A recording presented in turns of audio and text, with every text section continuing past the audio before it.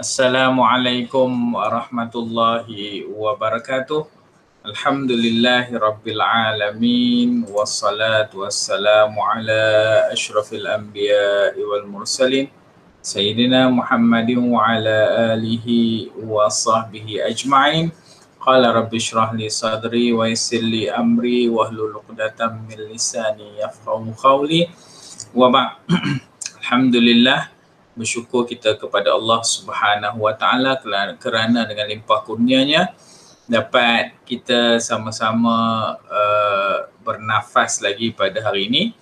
Dan insya-Allah pada hari ini Abi akan terangkan ataupun jelaskan sedikit tentang bagaimana kita nak menukar ayat daripada jurnal kepada ayat dalam tugasan kita, iaitu dalam penulisan akademik ini kita tidak boleh copy sebiji-sebiji ayat jurnal kemudian kita masukkan dalam tugasan kita. Itu dikira sebagai plagiat ataupun kita melanggar etika yang telah ditetapkan oleh universiti.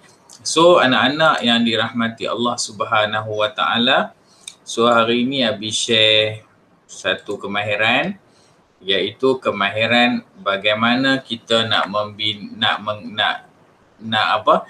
tuliskan ayat sendiri dalam tugasan kita.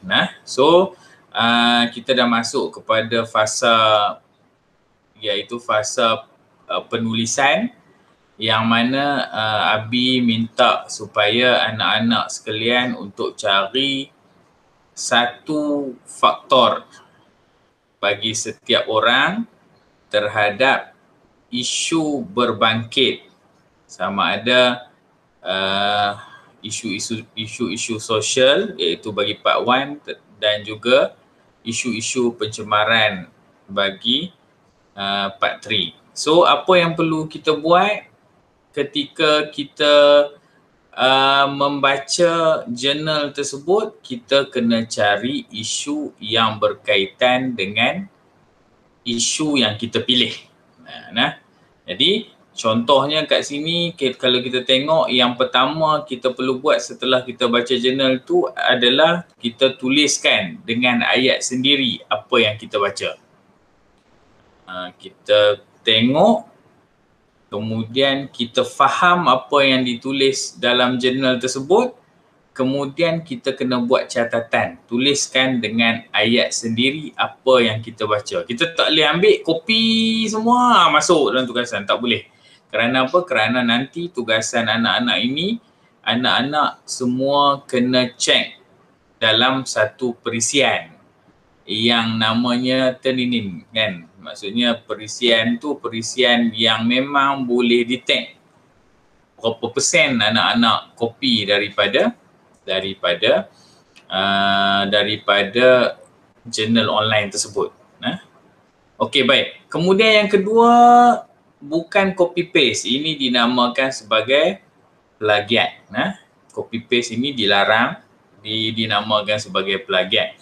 Kita kena ubah bentuk ayat. Yang ketiga, tidak boleh sama 100% dengan ayat jurnal. Kemudian kita kena juga mengolah apa yang kita fahami daripada teks tersebut. Ini jadi untuk pelajar-pelajar Abi, setiap orang mesti ada satu faktor atau isu yang khusus untuk dirinya dan dia kena hurai faktor tersebut dengan ayat sendiri, sekira-kira satu muka surat bagi setiap orang. So kalau kumpulan tu ada 5 orang, kumpulan tu kena, setiap orang daripada kumpulan tu mesti kena tulis satu muka surat seorang. So campur semua dia akan jadi 5 muka surat. Kalau ada 4 dia akan jadi 4 muka surat. Okey, contohnya lah. Ni Abi ambil daripada Azlina Abdullah. Jadi seorang penulis tulis tentang tema dan isu penyelidikan mengenai gejala sosial pada dekad pertama abad 21 di Malaysia. So, diterbitkan dalam Akademika. So, keluaran 78 iaitu pada Januari dan April. So, muka surat dia 3 hingga 14. Ini contohlah. Ya. Contoh habis ambil satu contoh, kita baca contoh ni. Iaitu secara umumnya kajian tentang gejala sosial yang telah dijalankan di kebanyakan universiti tempatan menunjukkan kepelbagaian tema yang agak menarik dan penting. Antaranya termasuk jenis-jenis gejala sosial dan kesannya, salah laku dan masalah disiplin pelajar, pelaksanaan undang-undang berkaitan dengan rogol, sumbang mahram dan seks luar nikah, kecelaruan gender, gejala hidugam, perlumbaan haram, jenayah juvenil, pelacuran, pornografi, internet, gejala buli dan juga dalam kalangan pelajar sekolah, penagihan dadah, penganiayaan dan pengabaian kanak-kanak dan skim cepat kaya. So, penulis ni, Azlina Abdullah ni, dia tulis tentang apa tema-tema penyelidikan berkaitan dengan gejala sosial yang banyak dijalankan di Malaysia. So, kita baca jurnal ni, kalau kita copy sub sini sampai sini, lepas tu kita paste, itu dinamakan sebagai plagiat. Jadi kalau Abi punya tugasan tidak akan diberikan markah. So bila kita baca, apa kita perlu buat? Kita boleh buat macam ni. Nampak?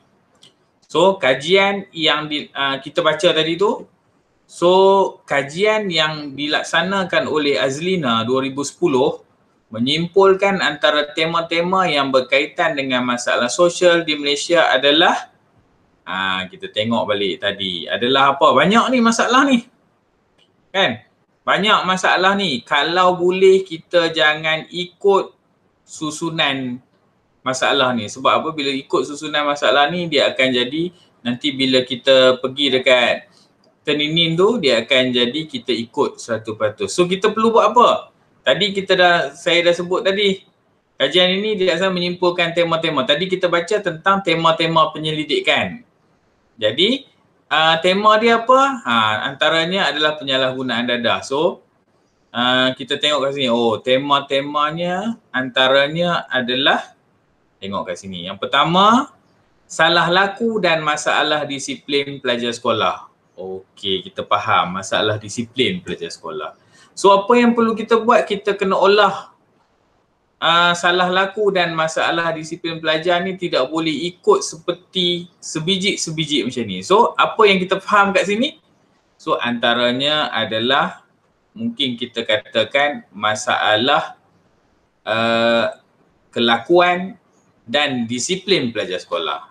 Kita dah ubah, nampak? Masalah kelakuan dan disiplin pelajar sekolah. Dah ubah daripada salah laku. Ataupun kita boleh ubah aja ayat ni, masalah disiplin ni kat depan dan juga salah laku ni di belakang. Itu pun boleh, kita dah boleh rombak ayat tersebut. Tapi kalau Abi akan buat, antara temanya adalah masalah sifat, masalah sikap, masalah disiplin pelajar sekolah, masalah keburukan akhlak pelajar sekolah. Boleh. Kemudian yang kedua mungkin aspek pelaksanaan undang-undang berkaitan dengan jenayah rogol. Mungkin kita boleh buat aspek penguatkuasaan. Penguatkuasaan ni, pelaksanaan ni ubah kepada penguatkuasaan berkaitan dengan kesalahan jenayah rogol. Maksud kita dah ubah struktur ayat tersebut. Kemudian sumbang mahram dan seks luar nikah. Ni lagi satu. So sama ada kita boleh buat ubah seks luar nikah dan sumbang mahram pun boleh, ataupun kita buat gejala, mungkin boleh tambah gejala ataupun perlakuan sumbang mahram dan juga seks tanpa nikah yang sah. Itu mungkin boleh kita ubah. Kecelaruan gender, kita boleh buat masalah, mungkin masalah kecelaruan gender ni ada banyak kan. So kita boleh tukar kepada masalah, mungkin masalah LGBT, masalah apa ni gender ni apa, masalah mungkin juga ada yang memanggilnya sebagai masalah kecelaruan identiti. Boleh juga. So kita kena ubah, kena pandai ubah, kena pandai ubah. Kemudian gejala hidugam. Ni mungkin kita boleh tukar daripada gejala kepada penyalahgunaan ataupun buang je gejala hidugam ni, tukar kepada tabiat hidugam. Boleh. Perlumbaan haram yang dilakukan oleh mak motor, mungkin boleh kita ubah lumba haram. Lumba haram dalam kalangan remaja. Mungkin boleh ubah sebab ni perlumbaan haram yang dilakukan oleh mak motor. Jenayah juvana. Jenayah juvana ni apa? Kanak-kanak dan juga remaja. So mungkin kita boleh ubah jenayah yang dilakukan oleh remaja dan kanak-kanak. Pelacuran. Pelacuran. Mungkin kita boleh tambah pelacuran di kalangan remaja. Selesai lah. Ataupun gejala pelacuran. Pornografi internet. Mungkin kita boleh ubah yang ni jadi bahan lucah di internet. Boleh? Begitulah seterusnya. Jadi kalau penganiayaan dan pengabaian kanak-kanak ni mungkin kita boleh ubah kepada penderaan kanak-kanak, kan? Dan skim cepat kaya. So bagaimana kita nak ubah tu, kita kena ubah kat sini lah. Tidak boleh ikut seperti yang ada dalam jurnal. Kena ubah dan buat ayat sendiri. So anak-anak yang dirahmati Allah sekalian boleh buat ayat sama ada kajian yang dilaksanakan oleh Azlina 2010. Boleh buat macam ni. Atau terus je tema-tema yang berkaitan dengan masalah sosial di Malaysia dapat disimpulkan begini.